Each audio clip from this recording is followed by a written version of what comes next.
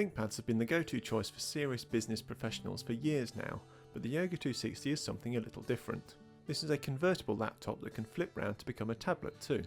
In fact, unlike so many hybrid laptop-cum-tablet devices, the great appeal of the Yoga series is that you can position the screen just about any way you want. So you can have the screen at the front, for instance, which is ideal for sitting or watching video on a plane, as the screen isn't knocked by the seat in front. Lenovo also seems to think this so-called tent position is useful too, though I'm less convinced. But nonetheless, there are plenty of scenarios where being able to position the screen in whatever way you want is pretty useful. Obviously, as a tablet it isn't exactly the slimmest and most elegant out there, but it still provides that easier touchscreen experience and is ideal for note-taking or drawing on the screen. And to that end, Lenovo includes a proper pressure-sensitive stylus that neatly docks into the side where it charges too. It's a really useful extra to have right there with you, and it's accurate and easy to use. Having just mentioned slimness and elegance though, there's no denying the ThinkPad styling is perhaps an acquired taste. Its use of matte black plastic simply doesn't have the wow factor of metal-clad alternatives, and it's far from the slimmest and lightest around. That said, with dimensions of 309 by 220 by 17.8mm and weighing in at 1.32 kg, it's in the same ballpark as most other slim and light laptops. Along with that stylus, the sides are home to an impressive wealth of connectivity. On the right is a full-size HDMI, a USB 3 port, microSIM and microSD slots, and the headphone jack. It's also here that Lenovo has positioned the power and volume buttons.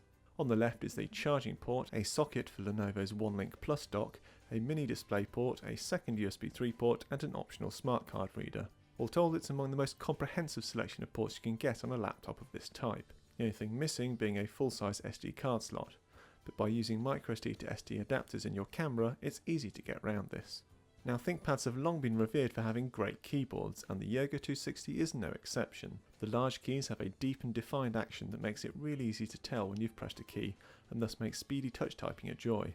However, personally I'm not a fan of having the function key to the left of the left control key, as it makes it really awkward to do Windows shortcuts like Ctrl+P for print and Ctrl+C for copy. Similarly, I like to have page up, page down, home and end as secondary functions of the cursor keys, like on the Dell XPS 13 for instance. For some, these issues will be minor, especially if this is your main or only computer, as you simply get used to the layout, but for me it would be close to a deal breaker. Also not quite right is the trackpad. It's a reasonable size and has smooth, accurate tracking, but the way it's hinged at the top means it's difficult to press down once you get above about halfway, making it something of a failure as a supposed click anywhere trackpad.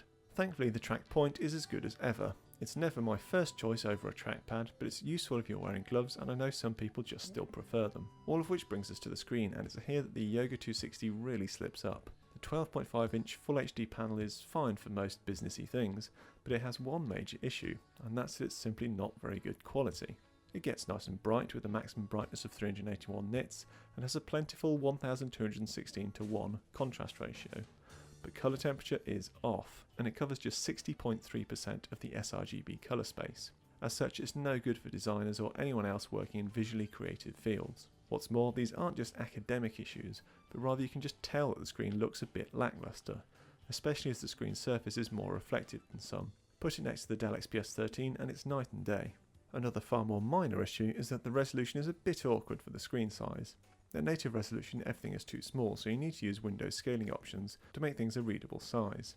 In turn, this can make some things look not quite right and can soften the image slightly. Thankfully, when it comes to overall performance, the Yoga 260 is right back on track. With its Intel Core i7-6500U processor, 8GB of RAM and 512GB SSD, combining to prove ample for day-to-day computing. You won't want to be editing video or rendering 3D models too often, but it's otherwise perfectly capable. Likewise, battery life is a decent 8 hours or so. A few competitors can hit close to 10 hours, but 8 hours is still enough and should get you through most of a working day if needs be. In summary then, Lenovo has got a lot of things right with the Yoga 260. Its overall hybrid approach is one of the most practical, and the inclusion of a stylus is a real boon. Plus there's the great connectivity, good quality keyboard and ample performance and battery life. It's just a shame about that screen, the keyboard layout and that trackpad.